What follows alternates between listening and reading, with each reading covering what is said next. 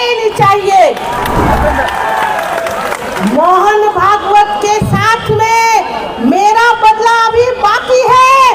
जिस तरह से मोहन भागवत ने 6 अक्टूबर के दिन हमें घिसट कर वो लोग घर से बाहर लेके गए थे, तब मैंने एक प्रण लिया था कि मोहन भागवत मैं तेरे कमरे में घुस कर तेरे को बाहर लेकर आऊंगी। और अब वो दिन दूर नहीं है।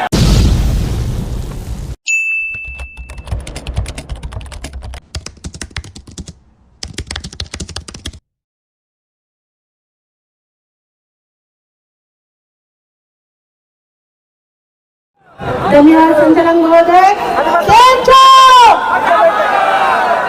कैसे हैं? अरे ये बारिश का जो बूंदा बूंदी हो रहा है वो हमारे आंदोलन के आगे कुछ भी, ये बूंदा बूंदी इसको हम कुछ भी समझते नहीं है। मेश्राम साहब के नेतृत्व में पूरे भारत के अंदर जब ईवीएम की परिवर्तन यात्रा निकली थी, तभी सभी लोग कहते थे अरे मेश्राम साहब ये ईवीएम में कोई गड़बड़ी नहीं हो सकती। मेश्राम साहब चुनाव आयोग का, सुप्रीम कोर्ट का मुकदमा का जजमेंट दिखाते थे और उनके मुंह पर मार कर कहते थे देखिए गड़बड़ी हो रही है। लेकिन हमारी भोली भाली जनता तभी चुप थी क्योंकि उनको जागृति नहीं थी। मेश्राम साहब ने कन्याकुमारी से लेके कश्मीर तक लोगों को जागरूक किया। उस जागृति का कारण आज लाखों लोगों की भीड़ यहाँ जमा हो गई।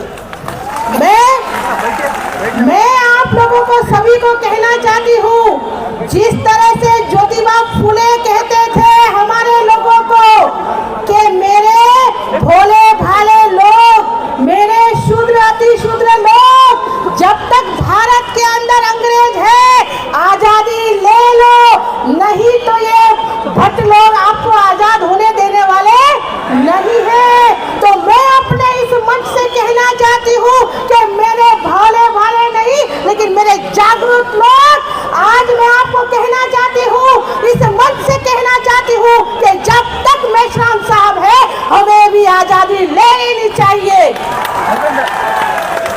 मोहन भागवत के साथ में मेरा बदला अभी बाकी है। जिस तरह से मोहन भागवत ने 6 अक्टूबर के दिन हमें घिसट कर वो लोग घर से बाहर लेके गए थे, तब मैंने एक प्रण लिया था कि मोहन भागवत मैं तेरे कमरे में घुस कर तेरे को बाहर लेकर आऊंगी। और अब वो दिन दूर नहीं है, क्योंकि हमारी महिला और हमारे भाई लोगों ने मोर्चा अपने हाथ में ले लिया है। और हम लोग, ये जो आरएसएस के लोग हैं, ये मोहन भागवत चक्कीधारी लोग हैं, उनको अभी पिसाब लग चुकी है, कहीं छुप कर बैठ चुके हैं। उनको बिल में से निकालने के लिए हम लोग यहाँ पर इकट्ठा हुए हैं। ये चुनाव आयोग को हम लोग खुली चुनौती देते हैं कि चुनाव आयोग जितना जल्दी हो सके उतना ईवीएम को बंद कर दे, नहीं तो सिर्फ मैं महिला, हम सभी 15 लाख बूथों पर हम महिला ही ईवीएम को तोड़ देने वाली है। अरे क्या कर लोगे तुम लोग हमको? क्या कर लोगे? तुम्हारी औकात नहीं है हमको 3 दिन से ज्यादा जेल में रखने की। अगर ईवीएम तोड़ेंगे 3 दिन से ज्यादा तुम हम लोगों को जेल में नहीं रख सकते। हम लोग 2500 साल की गुलामी सहते सहते यहाँ पर पहुंचे, अब आजादी लेकर ही दम लेने वाले हैं। उससे पहले हम लोग छोड़ने वाले नहीं है।